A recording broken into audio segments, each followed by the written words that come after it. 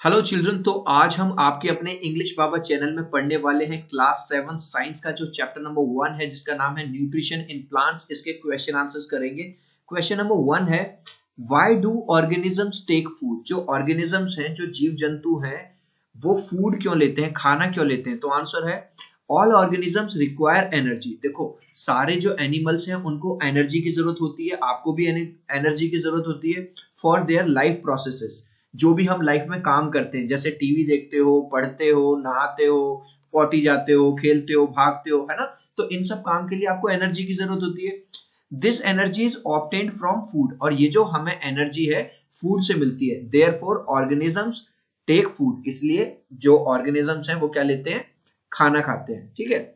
Next question है children, distinguish between a parasite and a saprophyte. ठीक है, एक पैरासाइट और सेप्रोफाइट में क्या अंतर है तो ये बताना है। तो यहां हमने लिखा है सेप्रोफाइट, यहां हमने लिखा है पैरासाइट। जो सेप्रोफाइट होता है acquire nutrient from dead and decay matter. आपने देखा होगा, जैसे आपके घर में कोई ब्रेड होती है, अगर वो 2-4 दिन सड़ जाए, उसके ऊपर पानी पड़ जाए, तो उस पर ग्रीन ग्रीन ग्रीन ग्रीन इस तरह की फंगी निकल जाती है, तो ये होता है सेप्रोफाइट्स। तो जो भी सड़ा गला मटेरियल होता है उसके ऊपर ये ग्रो हो जाते हैं। लेकिन पैरासाइट्स क्या होते हैं? पैरासाइट्स लिव ऑन और in a host and get its food at the expense of its host. मतलब आपने देखा होगा, जैसे यहाँ पे मैंने आपको एक डॉग दिखाया हुआ है, डॉग की बॉडी के ऊपर ये दिख रहे हैं आपको कीड़े से, तो ये क्या पैरासाइट है, ये डॉग की बॉडी के ऊपर लग जाते हैं और उनका खून चूसते रहते हैं। जरूरी नहीं है कि जो पैरासाइट है वो बॉडी के ऊपर भी हो, वो अंदर भी हो सकते हैं। ठीक है, यहाँ पे मैंने एक दूसरा एग्जाम्पल दिया हुआ है, राउंड वॉर्म। ठीक है। थर्ड क्वेश्चन देखते हैं, how would you test the presence of starch in the leaves? आप कैसे टेस्ट करोगे कि किसी लीफ में स्टार्च है या नहीं? तो आंसर है, when iodine comes in contact with starch dark blue black colour appears. Means क्या कह रहा है कि अगर कोई ग्रीन लीफ है, अगर उसके अंदर स्टार्च है, अगर हम उसके ऊपर आयोडीन डालें, देखो यहाँ पे मैंने आपको दिखाया हुआ है, अगर हम इसके ऊपर आयोडीन डालें और आयोडीन डालने से अगर वो पत्ती का जो रंग है, अगर वो ब्लू ब्लैक कलर का हो जाता है इस तरह का, तो उसके अंदर स्टार्च है। By dropping iodine solution on the leaves we can check the presence of starch. देखो फिर से बता रहा हूं, हमने 2 लीफ ले ली और दोनों लीफ के ऊपर हमने क्या डाला? आयोडीन सॉल्यूशन डाला। इस वाली लीफ के ऊपर देखा कोई चेंज नहीं आया, नो चेंज। लेकिन ये वाली जो लीफ है वो ब्लू ब्लैक पैचेस आ गए इसके ऊपर इस तरह से, तो इसका मतलब इसके अंदर स्टार्च है। नेक्स्ट क्वेश्चन पे बढ़ते हैं चिल्ड्रन। अब है, give a brief description of the process of synthesis of food in green plants. Synthesis का मतलब होता है फॉर्मेशन। ग्रीन प्लांट्स के अंदर जो खाना है वो किस तरह से बनता है? जैसे हमारे घरों में क्या होता है चिल्ड्रन, किचन होती है ना, रसोई जिसमें खाना बनता है। लेकिन प्लांट्स के पास क्या होता है? प्लांट्स के पास होती है लीव्स, लीव्स के अंदर खाना बनता है। Leaves prepare foods in plant. ठीक है, जो पत्तियां हैं वो खाना बनाती हैं। Therefore all the raw material, water, carbon dioxide, sunlight, वहां पहुंचना चाहिए। भाई अगर आपको मम्मी आपकी किचन में राइस बना रही है, तो किचन में राइस होने चाहिए तभी तो बनेगा, किचन में वाटर होना चाहिए तभी तो बनेगा।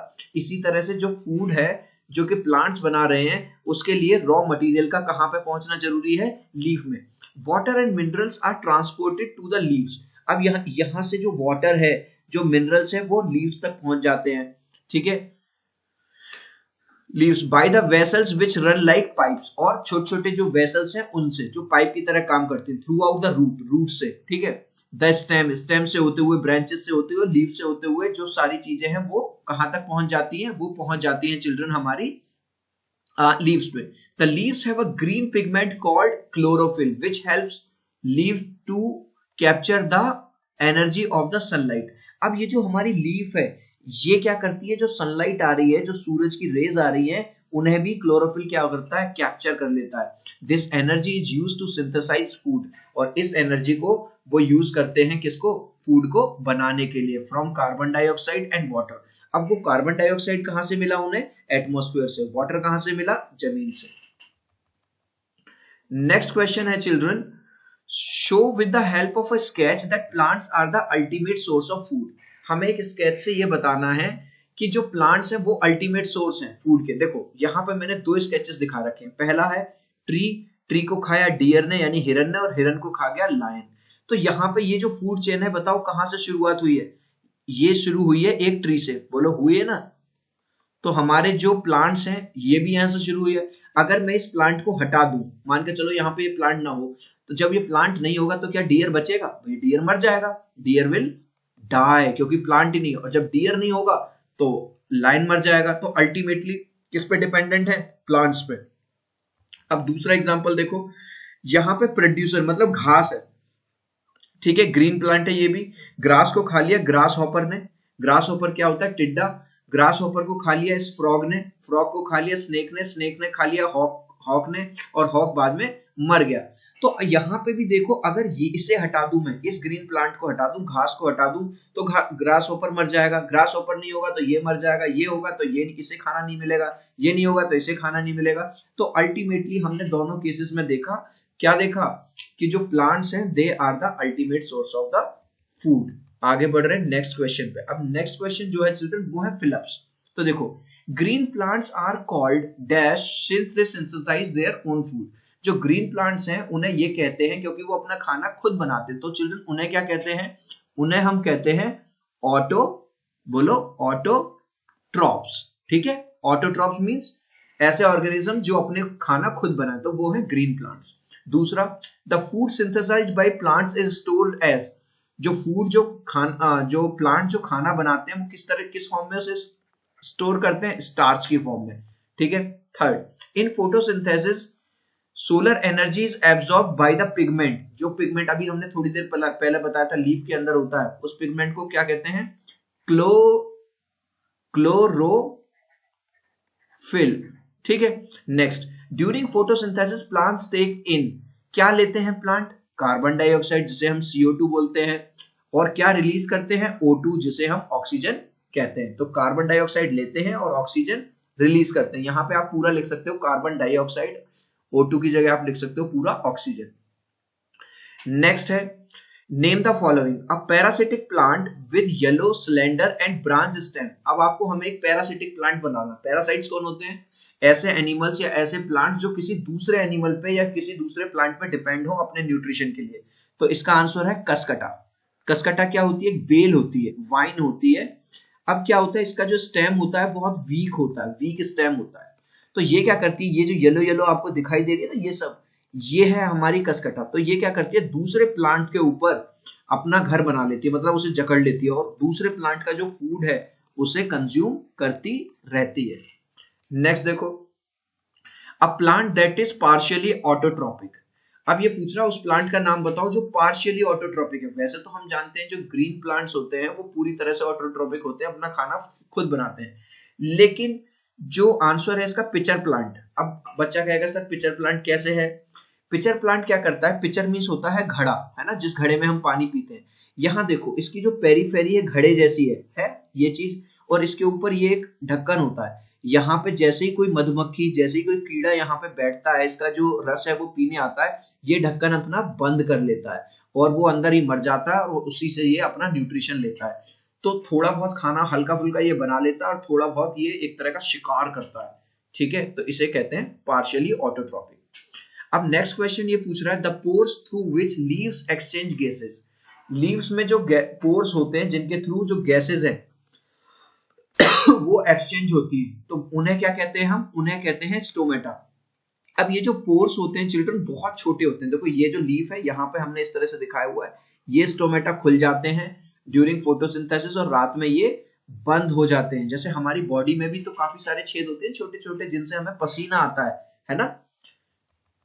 अब next question, tick the correct answer. Cuscuta is an example of, अभी पढ़ा था, ऑटोट्रॉप है, पैरासाइट है, सेप्रोट्रॉप है, होस्ट है। बताओ पैरासाइट है क्योंकि ये दूसरे प्लांट पे जाता है, ठीक है। Next question, the plant which traps and feeds on insect. जो प्लांट क्या करे? ट्रैप करे दूसरे और फीड करे इंसेक्ट पे, अभी हमने पढ़ा था, वो कौन है? पिचर प्लांट, अभी मैंने बताया था। अब मैच द कॉलम्स देख लीजिए। Chlorophyll, rhizobium, hetero. तो क्लोरोफिल किस में मिलता है? हमें लीफ में मिलता है। नाइट्रोजन क्या है? वैसे तो हमारे एटमॉस्फेयर में 78% नाइट्रोजन है, लेकिन जो वो नाइट्रोजन जो प्लांट्स हैं वो यूज नहीं कर पाते हैं, तो राइजोबियम क्या करता है? एक बैक्टीरिया है, वो उसे सॉल्यूबल फॉर्म में मिट्टी के अंदर प्रोवाइड करता है, जिससे वो ले लेते हैं। अब कसकटा अभी हमने कसकटा क्या है, कसकटा है हमारा पैरासाइट है, दूसरे प्लांट पर निर्भर करता है। एनिमल्स क्या है हमारे, हेट्रोट्रॉप्स है। हेट्रोट्रॉप्स किन्हें कहते हैं चिल्ड्रन, जो अपने फूड के लिए किसी दूसरे उस पे निर्भर करें। इंसेक्ट, इंसेक्ट क्या हो गया हमारा, अब बचा क्या हमारे पास बोलो, इंसेक्ट्स कौन खाता है, हमारा जो पिचर प्लांट है वो इंसेक्ट पकड़ पकड़ के खाता है। अब हम करेंगे true false children. Carbon dioxide is release during photosynthesis, क्या जो प्लांट्स हैं हमारे फोटोसिंथेसिस में वो कार्बन डाइऑक्साइड करते हैं? नो, ये तो गलत है। तो यहाँ पे आप लिखोगे एफ यानी false. Plants which synthesise their food are called saprotrophs, no, उन्हें तो हम ऑटोट्रॉप्स कहते हैं। ऐसे प्लांट जो अपना खाना बनाए उन्हें ऑटोट्रॉप्स कहते हैं, तो ये भी फॉल्स हो गया। The product of photosynthesis is not a protein, ये कह रहा है प्रोडक्ट ऑफ फोटोसिंथेसिस यानी फोटोसिंथेसिस के बाद प्रोटीन नहीं बनता। बिल्कुल सही बात है भैया, स्टार्च बनता है, तो ये है हमारा true. Solar energy is converted into chemical energy, जो सूरज से जो एनर्जी आ रही थी वो केमिकल एनर्जी में कन्वर्ट हो जाती है फोटोसिंथेसिस में, बिल्कुल सही बात है, ट्रू।